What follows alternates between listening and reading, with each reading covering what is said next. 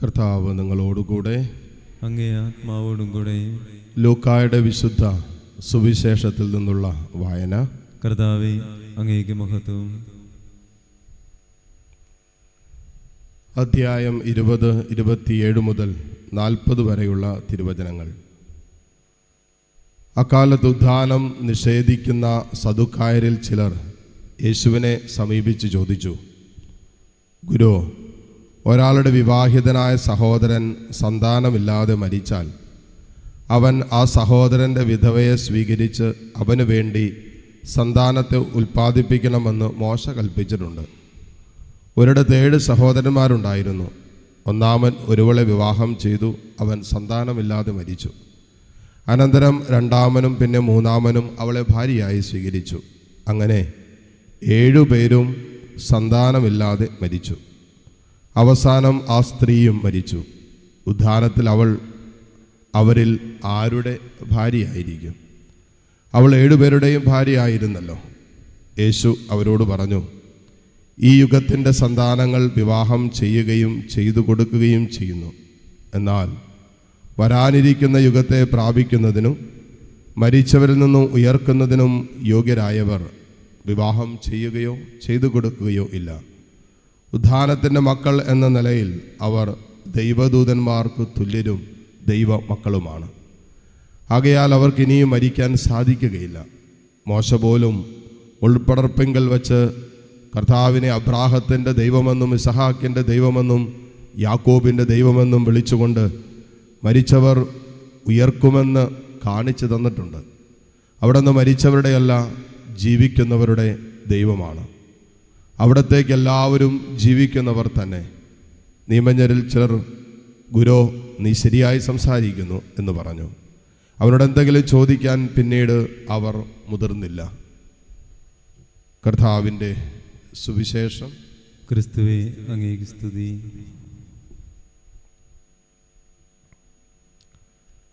മിശിഹായിൽ ഏറ്റവും സ്നേഹമുള്ള മാതാപിതാക്കളെ, സഹോദരി സഹോദരങ്ങളെ, നമ്മൾ വായിച്ചു കേട്ട ഈ സുവിശേഷ ഭാഗം വളരെ പ്രധാനപ്പെട്ട ചില ആത്മീയ ഉപദേശങ്ങൾ നമുക്ക് തരുന്നതാണ്.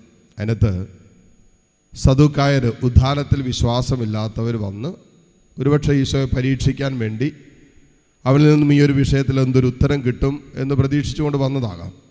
അതുകൊണ്ടാണ് ഒരാൾ വിവാഹം കഴിച്ച് മരിച്ച്, അങ്ങനെ 7 പേര് വിവാഹം കഴിച്ച് അവരെല്ലാവരും മരിച്ച് മക്കളില്ലാതെ പുനരുദ്ധാനത്തിൽ ആരുടെ ഭാര്യയായിരിക്കും എന്ന് ചോദിക്കുന്നത്. ഇവിടെ ഈശോ വളരെ പ്രധാനപ്പെട്ട ചില കാര്യങ്ങൾ നമ്മളെ പഠിപ്പിക്കുന്നുണ്ട്. അതിനകത്ത് ഏറ്റവും പ്രധാനപ്പെട്ടത് സ്വർഗീയ ജീവിതം ഭൂമിയിലുള്ള ബന്ധങ്ങളുടെ തുടർച്ചയല്ല, മറിച്ച് യേശുക്രിസ്തുവിനോടുള്ള ബന്ധത്തിൻ്റെ തുടർച്ചയാണ്. അത് നമ്മളിപ്പോഴും മനസ്സിലാക്കിയിരിക്കുന്നത് നല്ലതാണ്. ഈ ഭൂമിയിലുള്ള ബന്ധങ്ങളുടെ ഒരു തുടർച്ചയല്ല സ്വർഗീയ ജീവിതം. അവിടെ നമ്മൾ ദൈവ മക്കളാണ്. അപ്പോൾ ദൈവത്തോടുള്ള ബന്ധത്തിൻ്റെ ഒരു തുടർച്ചയാണ് നമ്മുടെ സ്വർഗീയ ജീവിതം. അതുകൊണ്ടാണ് സദുക്കായരോട് കർത്താവ് പറയുന്നൊരു കാര്യമാണ്, അവിടെ സ്വർഗീയ ജീവിതത്തിൽ വിവാഹം കഴിക്കുകയോ കഴിച്ചു കൊടുക്കുകയോ ഒന്നുമില്ല. അതവിടെ മരണമില്ല, വിവാഹമില്ല, അവിടെ ദൈവമക്കൾക്ക് തുല്യരാണെന്ന്. എന്ന് പറഞ്ഞാൽ ഇവിടെ ദൈവത്തോടുള്ള ബന്ധമാണ് മരണത്തിനപ്പുറമുള്ള ഒരുവൻ്റെ ജീവിതത്തിൻ്റെ ബന്ധങ്ങളുടെ തുടർച്ചയുടെ ഏറ്റവും പ്രധാനപ്പെട്ട വിഷയം. ഇനി ഈ സദുക്കായരും ഈ പുനരുദ്ധാനത്തിൽ വിശ്വാസമില്ലാത്തവർ കർത്താവിൻ്റെ അടുത്ത് വന്നിട്ട് അവനെ പരീക്ഷിക്കുകയാണ്. അവിടെയാണ് കർത്താവ് അബ്രാഹത്തിൻ്റെയും ഇസഹാക്കിൻ്റെയും യാക്കോബിനെ, കാരണം ഇവർ ആകെ വിശ്വസിച്ചു കൊണ്ടിരുന്നത് ആദ്യത്തെ 5 പുസ്തകങ്ങളിലാണ്, തോറ. അപ്പം അവിടെ തന്നെ അബ്രാഹത്തിൻ്റെയും ഇസഹാക്കിൻ്റെയും യാക്കോബിൻ്റെയും ദൈവമാണെന്നൊക്കെ പറയുമ്പോൾ അവരിന്നും ജീവിച്ചിരിക്കുന്നു എന്ന് പറയുകയാണ്. അപ്പോൾ വചനത്തിലൂടെ തന്നെ ഈശോ ഉദ്ധാനത്തെക്കുറിച്ച് പറഞ്ഞുകൊണ്ടിരിക്കുകയാണ്. ക്രിസ്തീയ ജീവിതത്തിൻ്റെ നട്ടെല്ല് എന്താണ്? യേശു മരിച്ചു, ഉദ്ധാനം ചെയ്ത് ഉദ്ധിതനായ കർത്താവ് നമ്മുടെ കൂടെ ഉണ്ടെന്നുള്ളതാണ്. അപ്പോൾ വിശ്വാസത്തിൻ്റെ നട്ടെല്ല് തന്നെയായ ഏറ്റവും കാതലായ വിഷയം തന്നെ പുനരുദ്ധാനമാണ്. നമുക്ക് മരണമില്ല എന്നുള്ളതാണ്. ഒരു ക്രിസ്ത്യാനിക്ക് മരണമില്ല എന്നുള്ളതാണ് നമ്മുടെ വിശ്വാസത്തിൻ്റെ ഏറ്റവും ശക്തമായ കാതലായ സന്ദേശം. അതുകൊണ്ടാണ് 1 കൊരിന്ത്യർ 15:26 നാം വായിക്കുന്നുണ്ട്, യേശു തൻ്റെ മരണത്തിലൂടെ മരണത്തിൽ നിന്നും നമ്മെ വിമോചിപ്പിച്ചു. മറ്റൊരു വാക്യം പറഞ്ഞാൽ, മനുഷ്യൻ്റെ മരണമെന്ന അവസാന ശത്രുവിനെ പോലും യേശു കീഴടക്കി തകർത്ത് കളഞ്ഞു എന്നാണ് വചനം പറയുന്നത്.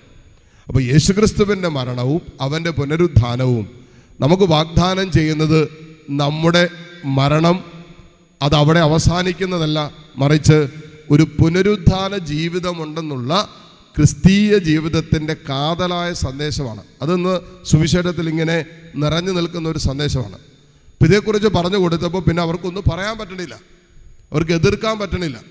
അവിടെ വിശ്വാസത്തെ തകർക്കുന്ന രീതിയിലുള്ള വചനത്തിലൂടെ കർത്താവ് പറഞ്ഞു കൊടുത്തപ്പോൾ അവർക്കതിനെ, അതുകൊണ്ട് അവർ പറഞ്ഞു, നീ നന്നായിട്ട് പറഞ്ഞു, നീ എല്ലാം നന്നായിട്ട് പറയുന്നു എന്നാ പറഞ്ഞത്. എന്നാലും ആ സത്യത അംഗീകരിക്കാൻ തയ്യാറാകുന്നില്ല. നമ്മളും അങ്ങനെയാണ്. ചിലരൊക്കെ നല്ല കാര്യങ്ങളൊക്കെ പറയുന്ന കാണുമ്പോൾ നമ്മൾ പറയും, അവൻ നന്നായിട്ട് ചെയ്യുന്നുണ്ട്, അവന് നന്നായിട്ട് പ്രവർത്തിക്കുന്നുണ്ട്, അവന് എന്തെങ്കിലുമൊക്കെ ആരെങ്കിലുമൊക്കെ സഹായിക്കും പറയാം. പക്ഷെ നമ്മൾ സഹായിക്കുമെന്നുള്ളതാണ്. നമ്മൾ പറയും ഇങ്ങനെ കാര്യങ്ങളൊക്കെ, പ്രശംസിക്കാൻ നമ്മൾ തയ്യാറാണ്. പലരും ചെയ്യുന്ന നല്ല പ്രവർത്തികളെ പ്രശംസിക്കുമ്പോഴും ആ പ്രവർത്തികൾ നമ്മൾ ചെയ്യുന്നുണ്ടോ എന്നുള്ളത് വിഷയമാണ്.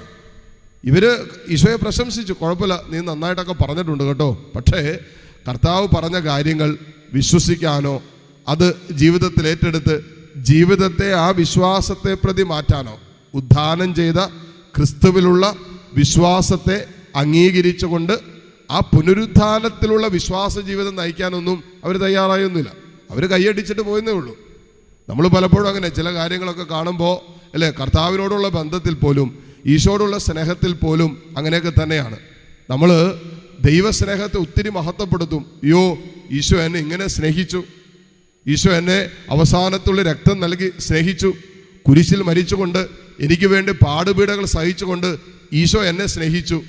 ഇനി തിരിച്ചൊരു ചോദ്യം അവശേഷിക്കുക, ഞാൻ ഈശോയെ എങ്ങനെ സ്നേഹിക്കുന്നേ? ഞാൻ ഈശോയെ എങ്ങനെ അവിടെയാണ്. അല്ലെങ്കിൽ നമ്മൾ ചുമ്മാ കർത്താവിൻ്റെ സ്നേഹത്തെ കൈയടിച്ച് കാണിക്കുന്നല്ലാതെ അത് ഒരു വിധത്തിലും നമ്മുടെ സ്നേഹബന്ധങ്ങളെയോ സ്നേഹജീവിതത്തെയോ ആത്മീയ ജീവിതത്തെയോ വിശ്വാസ ജീവിതത്തെയോ മാറ്റിമറിക്കുന്നില്ല എങ്കിൽ നമ്മൾ ചുമ്മാ കർത്താവിൻ്റെ സ്നേഹത്തെ പ്രശംസിക്കുന്നവരാണ്. നമ്മുടെ പ്രവർത്തികളിൽ അത് പ്രതിഫലിക്കുന്നില്ല എങ്കിൽ അത് പ്രശംസയിൽ മാത്രം ഒതുങ്ങിപ്പോകുന്ന ജീവിതമായിട്ട് മാറും. അതാണ് ഇന്ന് സുവിശേഷത്തിൽ സദുക്കായർ കാട്ടിത്തരുന്നത്. അപ്പം അതിൽ നിന്നും യഥാർത്ഥ യേശുക്രിസ്തുവിലുള്ള പുനരുത്ഥാന ജീവിതത്തിലുള്ള വിശ്വാസത്തിലേക്ക് വളരേണ്ടതുണ്ട് എന്നാണ് ഇന്നത്തെ വായനകൾ നമ്മൾ ഓർമ്മപ്പെടുത്തുന്നത്.